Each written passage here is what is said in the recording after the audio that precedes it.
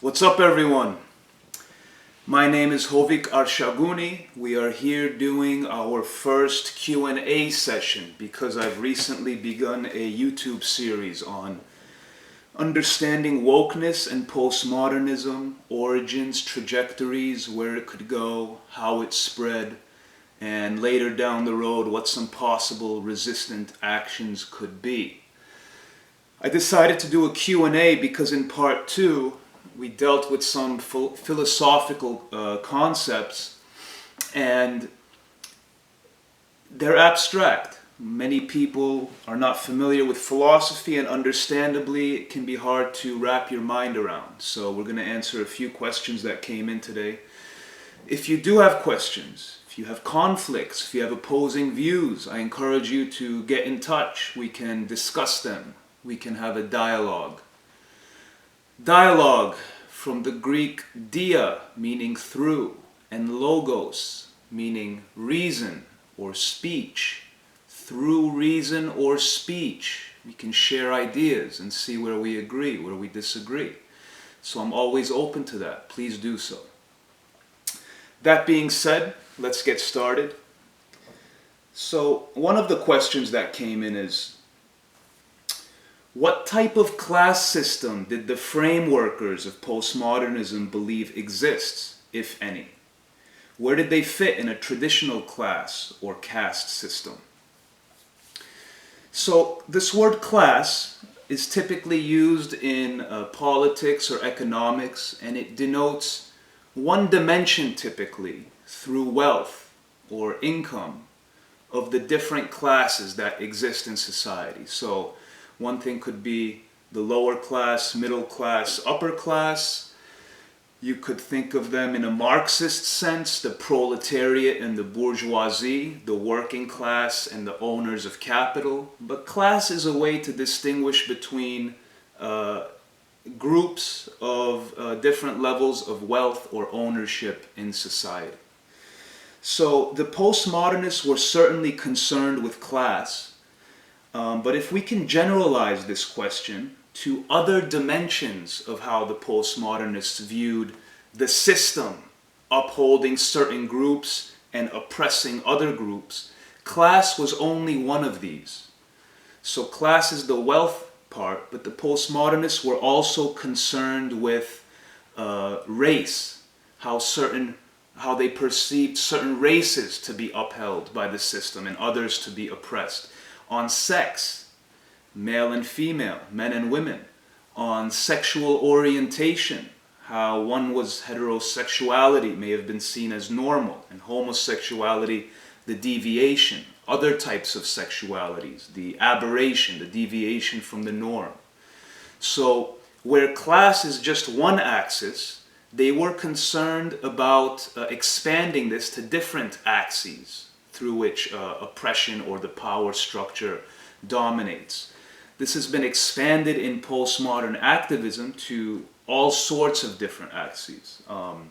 Fitness, some people might be fit and others fat. This is another axis that now the literature says there's inherent power structure upholding fitness or attractiveness and oppressing people who are not. So this has been expanded to literally every dimension in which you can distinguish people between. So I believe that answers this question. And the second part is, where did they fit in a traditional class or caste system? Well, the postmodernists were philosophers studying in France. They got their PhDs. One could say they came from mostly middle-class backgrounds. They were white men themselves.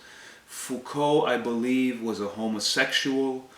That might be some ways we might say, how to say, I think that answers the question. What class did they come from, or how did they rank on these various axes? And in fact, what we're going to see is the activist scholars that took postmodernism and built these activist disciplines out of would come to say, well, those were just privileged white men.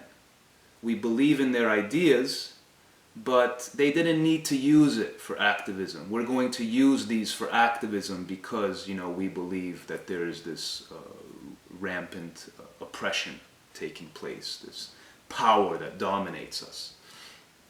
So, I think that answers that question. Next question. Is the view that the underlying power structure is inherently bad, or does the lack of value structure pour over to the existence of power structures also? Short answer, there is no such thing as good or bad.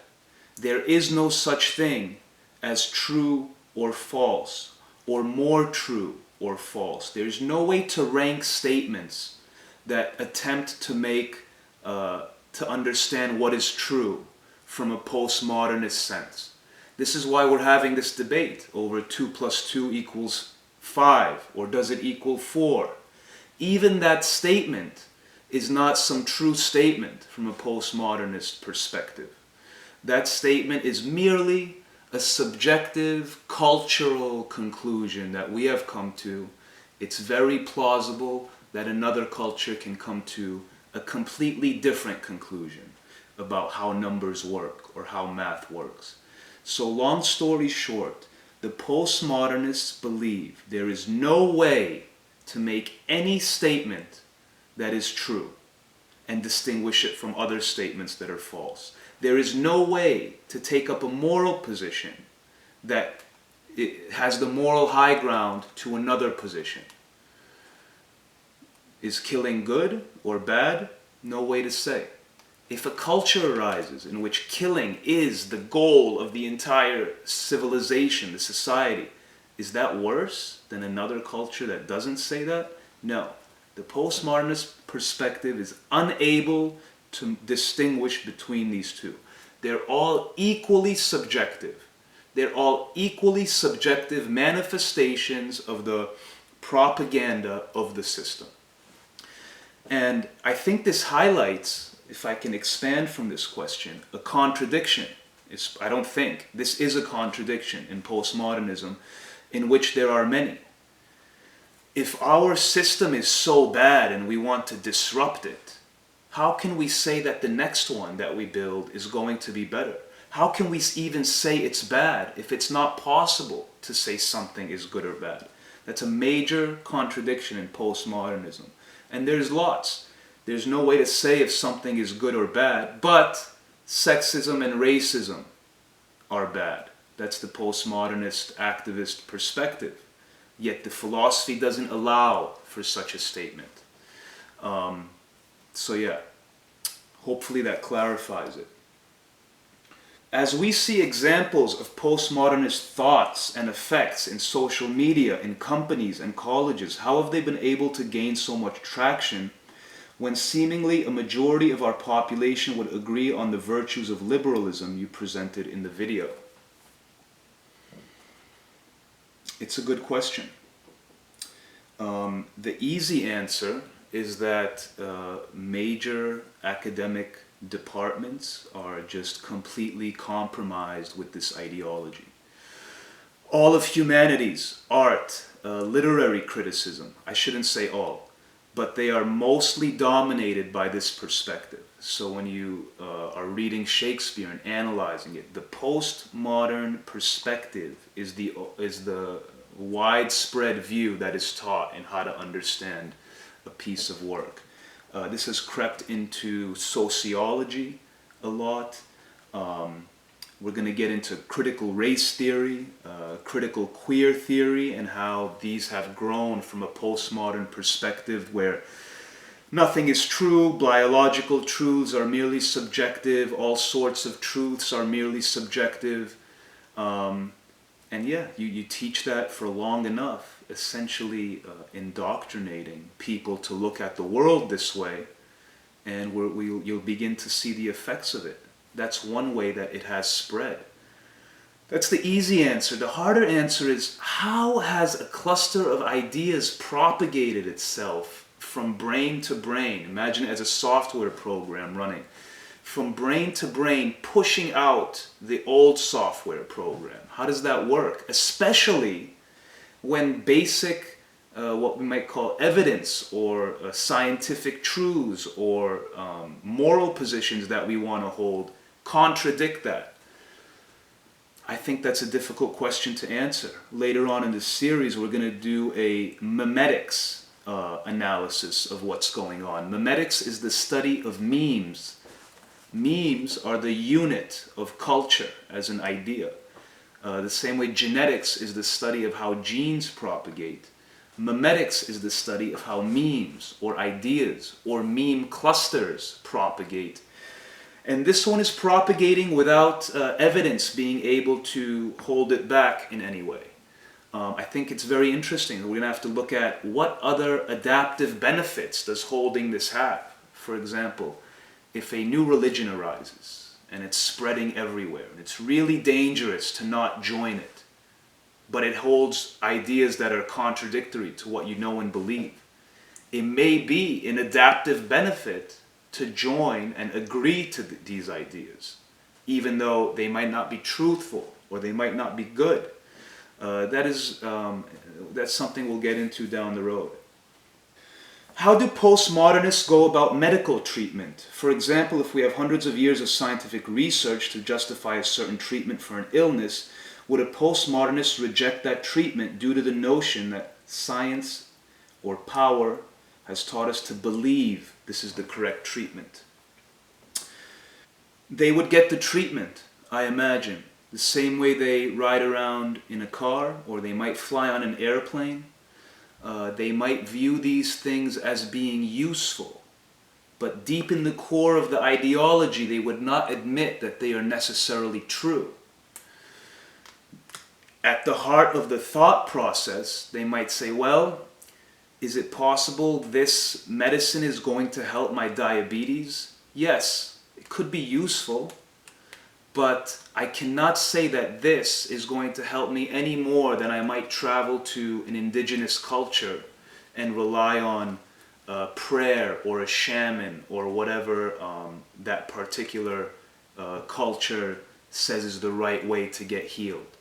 At the core, they would not submit to that. But of course, being interested in surviving, they most likely will do that. The same way they might ride on an airplane, but they won't say Bernoulli's principle is the only way to understand how lift is achieved, how airplanes are. No, another culture might look at lift and the idea of flying completely differently. There's no truth there, but they might still use the airplane for its functional use. Again, it's another contradiction at the heart. If they really believe this, they would say there is no truth here that has any medical benefit than how any other culture in history or through time or through geography that exists now is treating diabetes, for example. Another contradiction, sadly.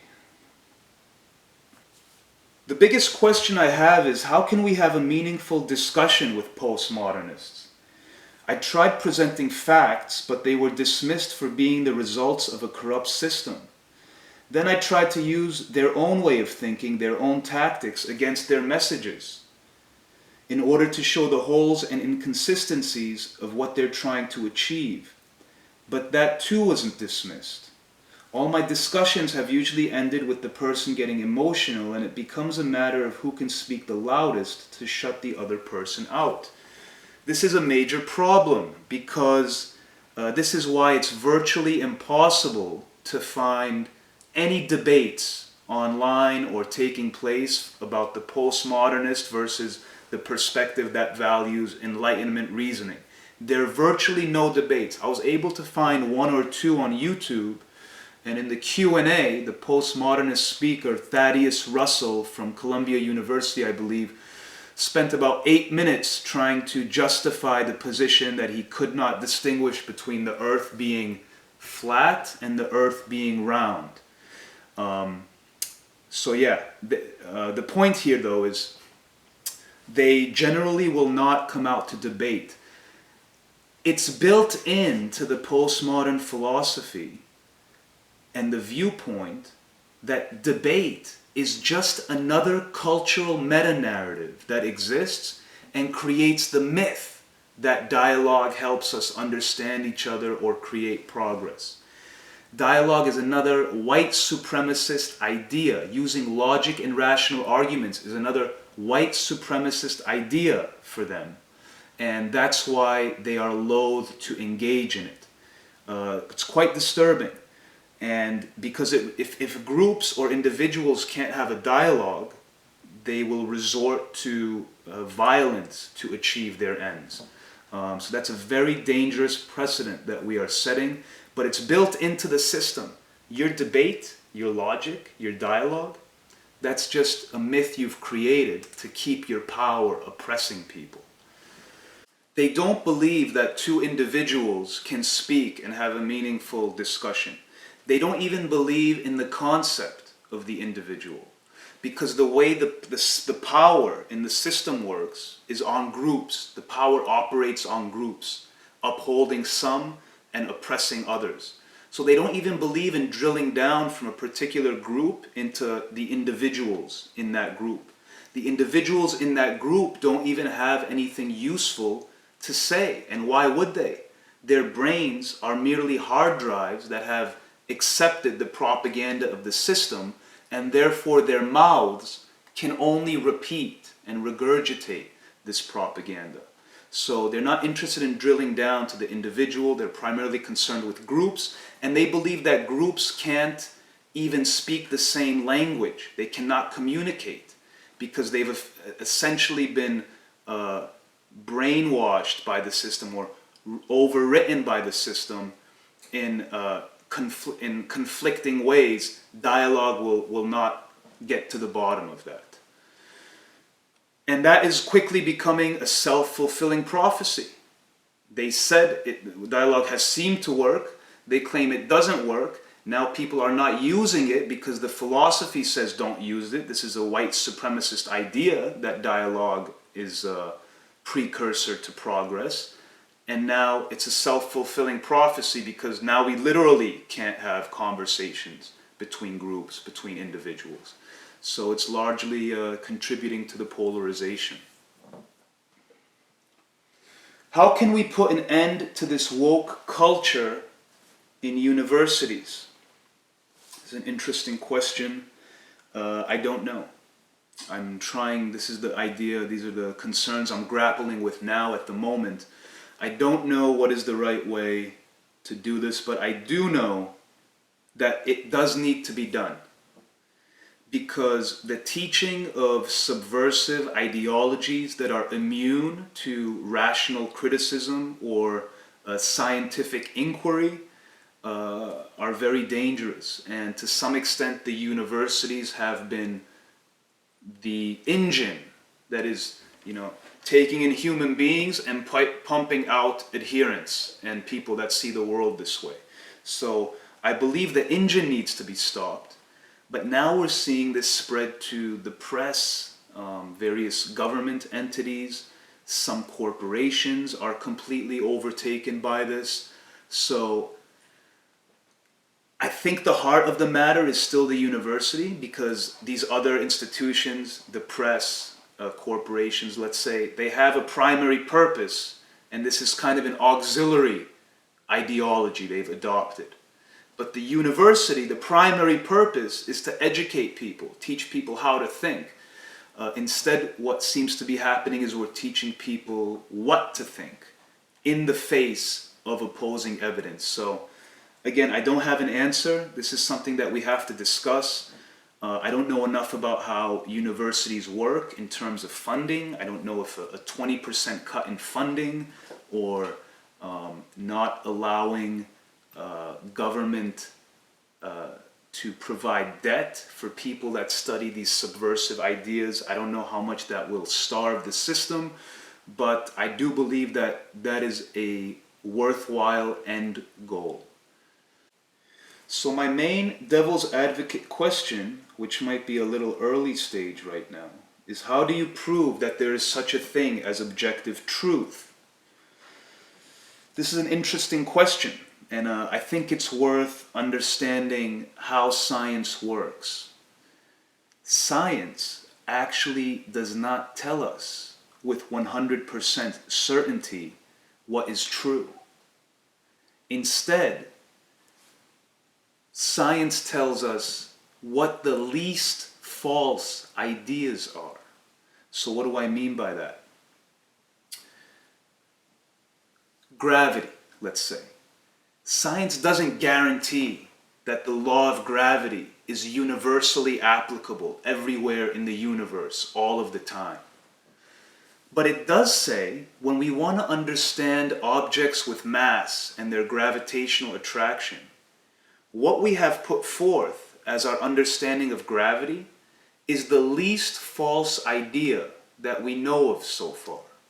So you can come up with all sorts of ideas to try to understand and equations that model movement, and science says, this one seems to fit all the data so far. We can't be 100% sure it works all the time, but we have failed to falsify it. It's the least false idea that we know of. But that idea can also change. We can find a less false idea down the road. That's in fact what happened with gravity. Isaac Newton, the laws of motions, it seemed to make sense for all sorts of moving objects and how they interact. But later with Einstein and special relativity and general relativity, we realized what Newton told us about gravity was really only a subset of how gravity worked. And when objects approached the speed of light, that general relativity was a more accurate way of describing space-time and gravitation and various things. And it replaced Newtonian mechanics with Einsteinian mechanics, essentially. And so Einstein's theory became the least false way we know of to describe all of these phenomena. Now, we can do the same thing with evolution. Anyways, I think that is one thing. How do you prove that there is objective truth? Maybe you can't.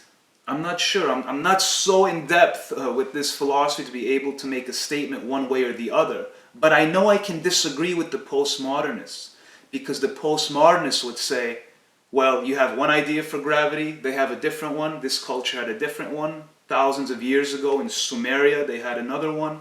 They're all equal.